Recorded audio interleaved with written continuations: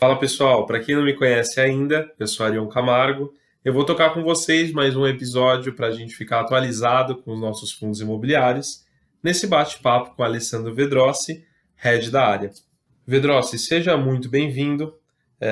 Eu gostaria que você começasse já falando sobre os nossos fundos da casa. Bom, Arion, obrigado aí por me receber, estarmos juntos aqui mais uma vez para poder ter essa oportunidade de conversar com os nossos cotistas. Vou falar basicamente do VGIR11, do VGIR e do VGIP11, o VGIP, que são os nossos dois fundos imobiliários listados. Bom, referente ao mês de abril, a gente anunciou agora no início de maio que no VGIR11 a gente fez ou está fazendo uma distribuição equivalente a 50 centavos por cota. Importante lembrar que o VGIR é um fundo indexado a CDI, então é um fundo que sempre se propôs a entregar a CDI mais spread.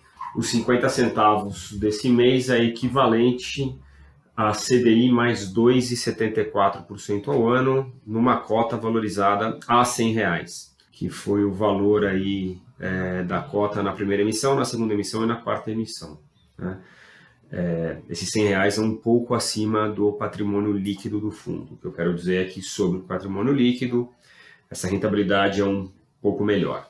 Em relação ao VGIP, a gente comentou mês passado, o fundo é novo, ele começou dia 17 de março, basicamente a gente operou aí 10 dias úteis no mês de março, tivemos no mês de abril, e na verdade a gente anunciou um dividendo de R$1,04 por cota, né? Acho que a parte interessante aqui é que a gente está fazendo a primeira distribuição do VGIP ainda em período de alocação final, porém, na minha visão, a gente está distribuindo aqui dividendos como se o fundo já estivesse cheio desde o primeiro dia, que eu acho que sempre foi a tônica da gestão no VGIR, e o que a gente quer fazer é seguir a mesma lógica no VGIP. Esse R$1,04, se a gente for fazer equivalente a IPCA+, que é justamente a tônica do VGIP, seria o equivalente a IPCA mais 6. Isto usando como base, sempre a gente usa aí 2 meses anteriores de inflação, estamos usando uma inflação de 0,21 a de 0,25, basicamente janeiro e fevereiro. Vedrossi, a gente recebeu algumas perguntas por parte dos cotistas em relação ao VGIP, o Valora cria índice de preço, e, bom, a pergunta principal ali, sintetizando, é como anda o processo de alocação do fundo? Bom, Ariel, como a gente comentou aqui no relatório gerencial que acabou de sair, a gente, na verdade, em março, que foram os primeiros 10 dias úteis, a gente tinha alocado mais ou menos 60% do fundo. A gente fez mais uma alocação em abril e a gente encerrou o mês de abril com 67% do fundo alocado. E agora, maio, meados de maio, a gente fez a aquisição de mais 3 operações e basicamente a gente bateu aí 96% do fundo alocado. Diria para você que a alocação, o fundo está basicamente cheio, embora a gente continue olhando operações e a gente vai continuar trazendo novas operações para o fundo, mas do ponto de vista de essa primeiro ciclo, vamos chamar assim, de alocação está terminado. Acho que um ponto importante a destacar, conforme a gente disse no relatório, é que a gente acabou fazendo algumas alocações que a gente está chamando de táticas. No VGIP, a gente acabou comprando alguns papéis em CDI, com uma visão mais de curto prazo. Acho que são papéis com yields interessantes. A gente conseguiu colocar a taxa mínima em basicamente todos esses 3 que a gente está trazendo novos aqui para o VGIP. Então, olhando até um cenário aí dos próximos meses, uma inflação baixa, eu acho que isso também vai ser defensivo para o fundo. Mas, obviamente, nosso objetivo aqui é ter, eu diria para você que 100% do fundo alocado em papéis de inflação, né? Mas acho que a oportunidade estava à nossa frente, são papéis que a gente conhece, coisas que foram aqui originadas dentro de casa.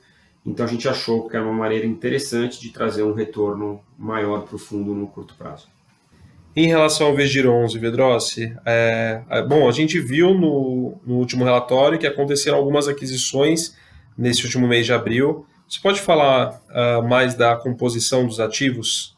Eu já tinha mencionado no relatório de março que a gente tinha acabado o mês com uma posição de caixa um pouquinho maior do que a gente normalmente gosta.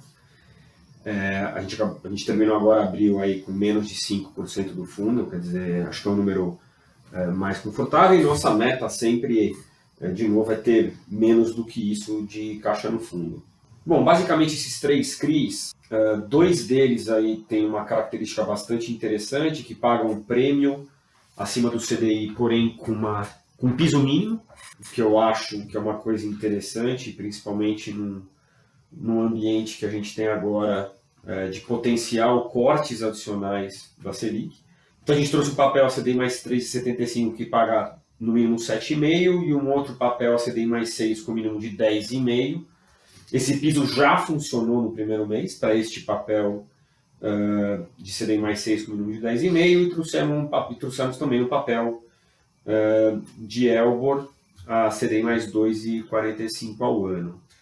Basicamente, esses 3 são papéis relacionados ao segmento residencial. A gente continua com esta tônica no fundo. A gente já comentou que a gente enxerga isso uma posição um pouco mais defensiva. Então, hoje o residencial é quase 86% da carteira do fundo.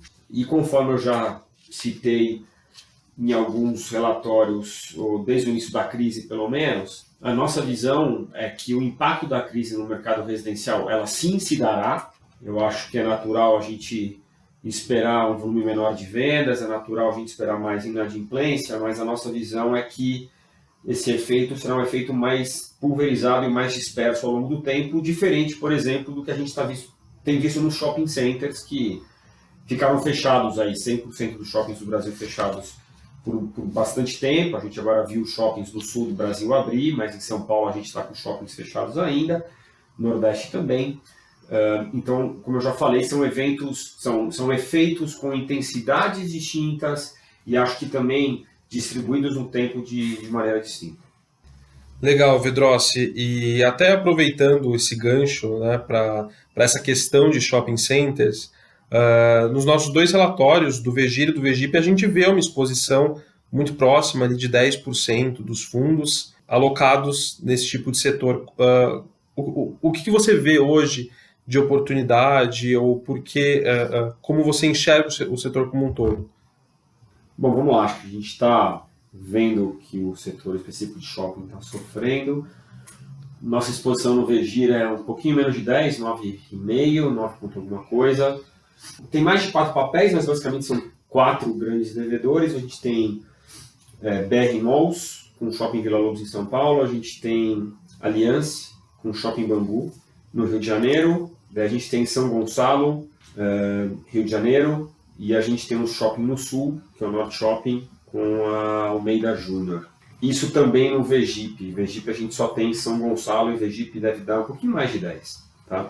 Bom, basicamente assim, acho que a gente não vai fazer novas alocações de shopping, pelo menos no curto prazo. Acho que a parte boa é que a gente não faz nestes fundos investimentos greenfield em shopping. Então, todos os shoppings, todas as operações, todos os CRIs são referentes a shoppings maduros, já em funcionamento e etc.